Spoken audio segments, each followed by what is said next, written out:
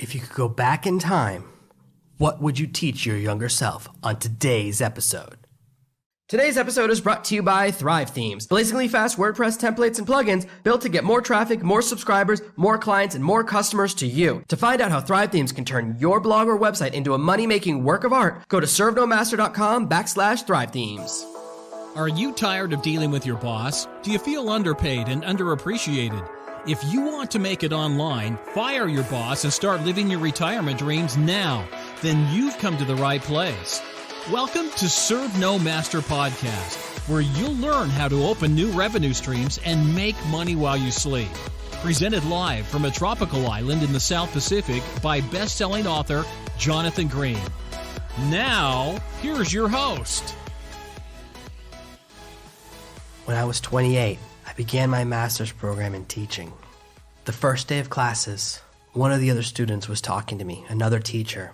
Most of the people on my program were high school teachers from around the world who came to this program, got their master's, and went back to teaching at the high school level. That was something that didn't interest me. Out of my class of 30 people, a year later, I was the only one teaching at the university level. Everyone else had gone back to teaching high school, while I was teaching graduate and postgraduate courses at high-level universities. The beginning of that course, one of my friends turned to me and said, if you want to build a business, if you want to make money, you're on the wrong course. I'm not sure why you're on this course. You don't belong here. You should go to the office right now and ask them to switch you to the MBA course. That's where you belong. I laughed it off and didn't think anything of it. A year and a half later, I had my master's, my dissertation was published, and I'd left that industry behind forever. I'll never go back to teaching in a school ever again. I'll never go back to teaching at a university ever again. The thought of teaching in a classroom where someone else is in control of me, impossible. It's my nightmare now. I would never go back to that. During that time, and shortly thereafter, I began to privately tutor through one of the universities I eventually began teaching at, someone who was on an MBA course. This guy was running a multi-billion-dollar company in his home country in Eastern Europe. His company was one of the largest companies in the world, and it was owned by him and his siblings. They'd formed something and built something huge in a very small country. And I asked him, why are you getting an MBA when you were already running a massively successful business? And he turned to me and said, I don't know. It just seemed like it might be a good idea. Why take a course to learn what you're already doing? Very interesting that he was taking an MBA course that he didn't need, and I was taking the one I should be taking. Perhaps if I could go back in time, I would take his spot in that MBA course, and we could have altered a little bit of history. He told me that he couldn't imagine me continuing as a teacher for much longer. He could see within me a hunger and a desire for so much more, and a desire to run a company and be financially successful and grow and grow and grow. Again, I laughed him off and said, no, this is what I love doing. I love what I'm doing. I don't want to change. Nearly 10 years later, looking back, it's amazing how two different people had foresight and wisdom and offered me really deep insight into where I should take my life. And I reacted way too slowly. I missed a couple of opportunities. Now, when I think about going back in time, when I think about how I would change my past, I have to think about where I am right now and do I want to change my present? But there are lessons from my past I wish I could go back and teach myself to give myself a better chance at success. And these are the things that if I could go back in time, I would teach myself. If you could go back 1 year, 5 years, 10 years, 20 years, what would you go back and teach yourself? What were those opportunities you missed? Those moments, those lessons you learned the hard way, those are the most important lessons to share with your audience. Whatever you're writing about, whatever you're teaching about, whatever your lessons are going to be about, that's what you want to share with your audience. Whatever experiences you could wish you could go back and give yourself, that's really the gold. The things I share with you now are some of the most important things that I wish I taught myself back then. Your perfect audience is the younger version of you. That's who really needs to hear your important message. I've thought about going and getting an MBA several times over the last few years. I don't really know how to run a business. I didn't learn in school. I didn't learn all those structural things. I'm very much self-taught. And I wonder if having experience and really been through a business development program, I would be in a different position. I'd be much more financially successful. I know how to create products that people want to buy. I know how to build great revenue streams. But I wonder sometimes if there's infrastructure pieces that I don't really know about, that I would know if I'd gone through those courses. So sometimes I wanted to improve my resume. I wanted to improve the quality of my teaching, my writings, and I've looked at a couple of programs, postgraduate programs the last few years. I thought about going and getting an advanced degree or a doctorate in psychology to improve the sell-through of my books, if I could say Dr. Jonathan Green, more people would buy my material. It's interesting because I've never thought about being a doctor and thinking I would learn new things or that would change the quality of what I'm teaching and change the material. It would simply change the response rate.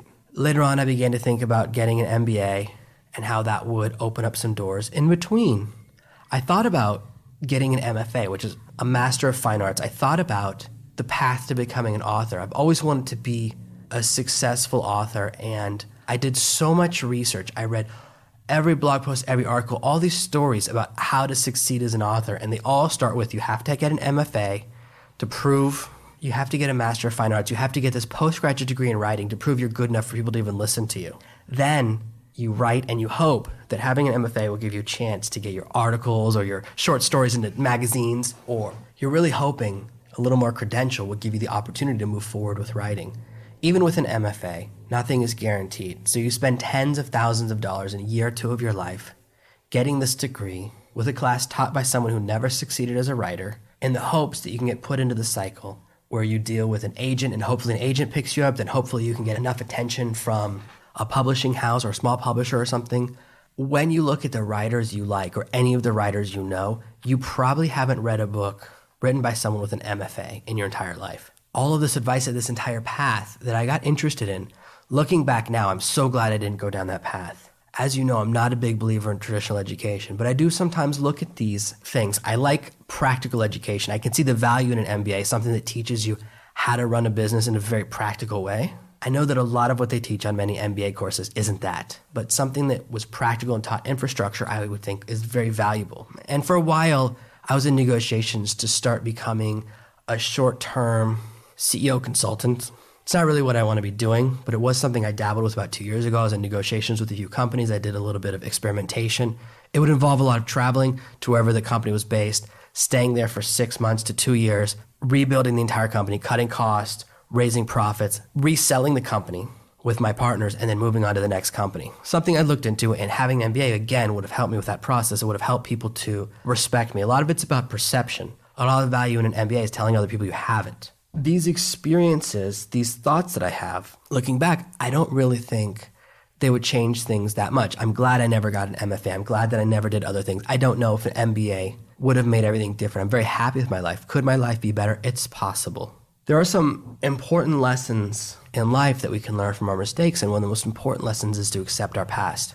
For the past year or two, my father's been talking about how he regrets where I went to college. I probably made the wrong decision. I'm not really sure if I made the best decision about where I went to college. I chose the school where I got the best offer as far as a scholarship, as far as financial help. That's really what drove my decision. And one of the other schools I could have gone to would have been a large state school, not in my home state, that was just filled with a lot more beautiful women and cool people. It would have been a much more, perhaps a better socially conducive environment. It would have taken me down a different direction. And he was going around, talking to my mom, saying, oh, we should have talked him into going to a different school. When I look at my life, I have 2 amazing kids. I live on a paradise on the beach. If I went to a different college, my kids would be gone. They would disappear. They wouldn't have existed. He would have Back to the Future faded them away. I might have had more fun in college. I have a friend who was very similar to me. The college I didn't go to, we were going for the same scholarship, and he got it, I didn't. I look at his life, and I don't want to trade. My life is a lot better. He's actually back teaching at my old high school. So the circle has completed itself. I don't want to be teaching at my old high school. I don't want to go back in that circle. I'm sure he's very happy with his life, and he took his right path and I took my right path. But I don't want to trade. Living paradise on the beach to teaching at my old high school? No thanks. I'm not switching back. There are a few important lessons that I've learned building my business over the last 6 years that are really important and that I want to share with you because they are going to help you change and grow your business in the right way. And the first lesson that I learned is that growth disappears. You will run into projects that are very, very successful, sometimes successful very quickly, and you get convinced that you're a genius. This happens to most people in online marketing. This happened to me, and this happened to lots of people around me. I've mentioned in a few previous episodes, I knew a guy who was doing $1,000 a day with his very first idea on Facebook. 21 years old, very, very young. Tried an idea on Facebook and was immediately making $1,000 a day. The only thing he'd ever tried, the only project he'd ever work on. And then Facebook shut down his page and closed the loophole that was running his business. They changed their entire structure. His business is gone. I, for a long time, ran a specific type of SEO business. And then when I wanted to travel, I had to shut down that business. The growth disappeared. Amazon changed some of their algorithms, and I would have had to spend a lot more time than I wanted to really rebuilding that business. I would have had to been personally working on technology, personally working on a lot of SEO changes, and really working hard, investing a lot more of my time and really, really working to rebuild that business.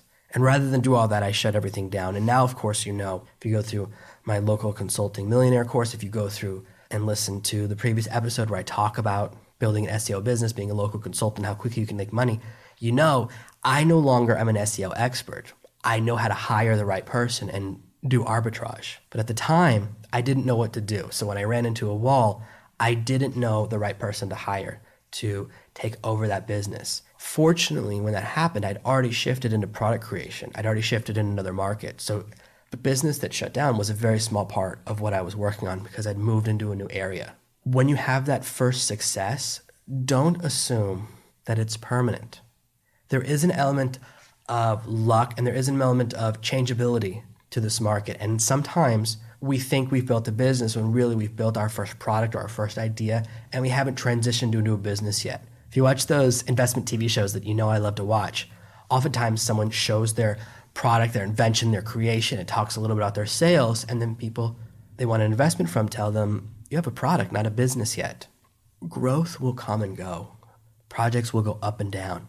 Be prepared for that. Don't assume if you make $10,000 this month, you'll automatically make $10,000 next month without any work. That assumption is what kills so many people that burn so bright very quickly. It happens to actors, athletes, musicians. Most professional athletes, they make it through high school, they make it through college on amazing scholarships, playing Division I football, and then they get drafted into the NFL. They think they're going to be there for 20 or 30 years. The average NFL career is only 3 years.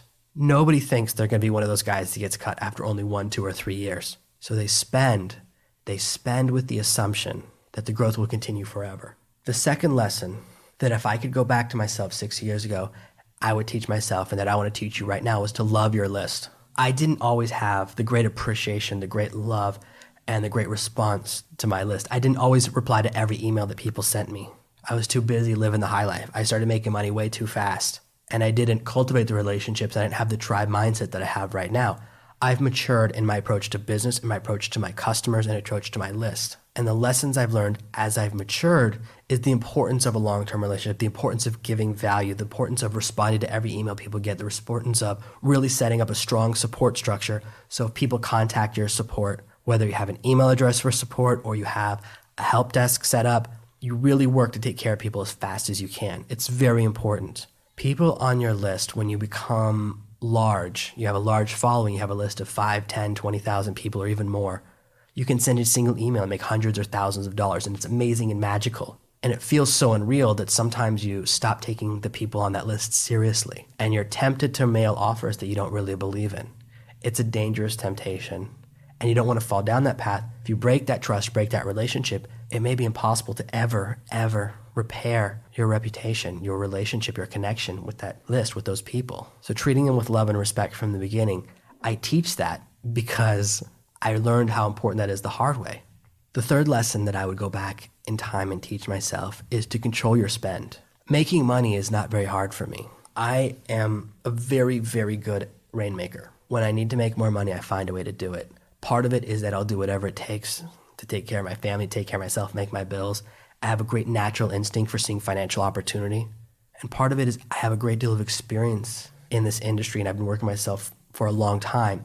I've been through unsuccessful projects and successful ones, so now I can see the difference when I encounter them. I've had years where I made huge amounts of money, but the net shrank because I didn't control my spend. It's not about your gross. Everyone I talk to, even now, when you ask them how big was a project, how much money did the project make, how much money did you make, they always talk about the gross. And sometimes they'll talk about a number and they made 15% of the number they're telling me. We get so excited about the biggest number we can name, the biggest number we can attach ourselves to. This is what I made before taxes. What good does that do? How much money did you actually get to keep? That's the real number. Controlling what you spend, controlling your business out is the key to big success. As you grow, you're going to run into moments where you're tempted to hire on high-ticket staff, buy the most expensive software. Go for the best of the best. I've dabbled. I've been down that path. I've paid $200-$300 a month for website hosting. And you have all of these things, the top of the line, everything that starts costing more and more. You develop this overhead. You don't pay attention and suddenly you're paying $10,000 a month to your staff and you're working harder just to maintain them. And when things slow down or when they don't perform and it hurts your business because they're not doing their jobs well enough and you have to terminate them or you end the relationship, you're left there with less money than before. And you look back wondering, I paid this person $10,000, $20,000 and I got nothing for it. Hiring people too fast, growing too fast, not paying attention to controlling your money. Controlling your spend is far more important than controlling your income. Growing income is really easy. Once you start to understand the things I share with you, once you actually implement the lessons I've given you, if you start writing blog posts and work really hard, if you're serious about it, you could start making $100 an hour within the next 6 weeks. If you worked full time, 40 hours a week, you could get yourself up to $4,000 a week. And your temptation at that point is to begin hiring other people or outsourcing yourself or diversifying a little bit too fast. Always be sure that anything you invest your money in is worth more or gives back more than you're spending. That's very, very important. Control your spend.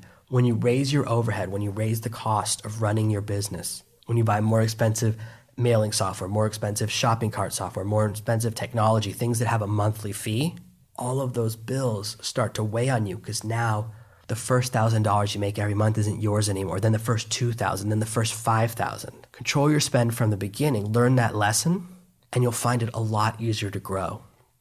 The final lesson that I would go back and teach myself and that I want to teach you today is to build a business. Focus on building a real business infrastructure. The things I'm building now, the way I approach Amazon, the way I approach the products I create is very different than what I was creating 5, 6, 7 years ago. For a while, I created products that were very powerful, but I could only sell them for 3 or 6 months. They were in very changing markets, and I would have to constantly come up with a new product. Every 2 months, I would have to create a new training course to stay ahead of the curve.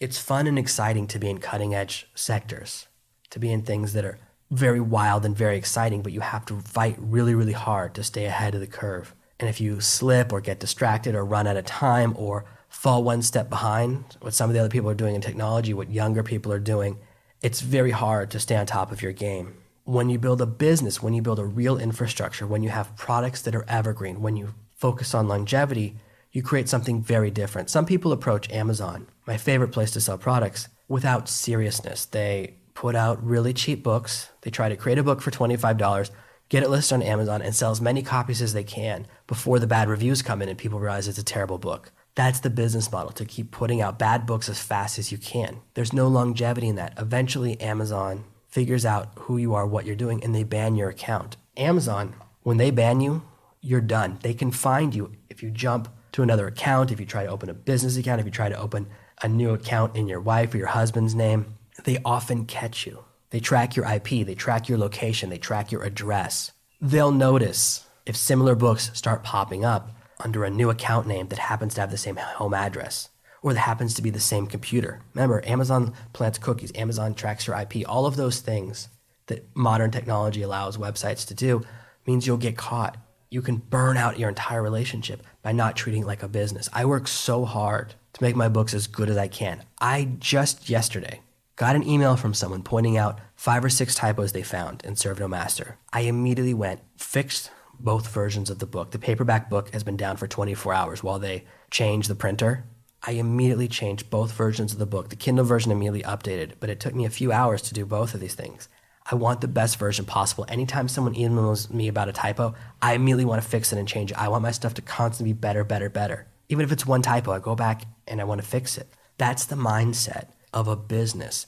Building a business infrastructure, thinking about where your business is going to be 1, 2, 5, 10 years. This is why I'm not a big teacher of building your business on other people's platforms. You can do very well and make a large business with a cool Facebook fan page, but you don't own your business. It's not a business because someone else has the ability to shut you down. If Facebook decides they don't like what you're teaching, they don't like your politics, they don't like one of the pictures someone posted on your wall, they can just delete your account. Nothing you can do. You don't actually own your business. This happens to people and they're not ready for it. And as with building a business, the one thing that I would add into that is controlling your traffic. 3 or 4 years ago, all of my friends got into Facebook advertising, buying paid traffic from Facebook. I never had an interest in that. I could go back. I would change what I was doing and really master paid traffic. These days, I do a lot of paid traffic on some other platforms. When you control your traffic and you're paying for traffic and you build an infrastructure where you can buy a customer for $1 and sell them enough products to make $2, you can spend $10 a day and make $20, $100 a day and make $200, $1 million a day and make $2 million. That's a really, really powerful business. That's the one other lesson I would go back and teach myself, to really focus on developing and growing paid traffic. Even now, several of my businesses, paid traffic is a very big part of it. I didn't learn it back then, but I am learning it now, and I have added it to my business, and it's made a huge difference to my infrastructure, taking more and more control of my own destiny. These are some of the lessons that I would teach myself if I could go back in time. I had to learn them the hard way, but now you don't. Thank you for listening to this week's episode of ServenoMaster. Make sure you subscribe so you never miss another episode. And we'll be back next Tuesday with more tips and tactics on how to escape that rat race. Head over to servenomaster.com/podcasts now for your chance to win a free copy of Jonathan's bestseller, Serve No Master. All you have to do is leave a 5-star review of this podcast. See you Tuesday. Thank you for listening to this episode of the Serve No Master podcast. Make sure to subscribe so you don't miss a single episode.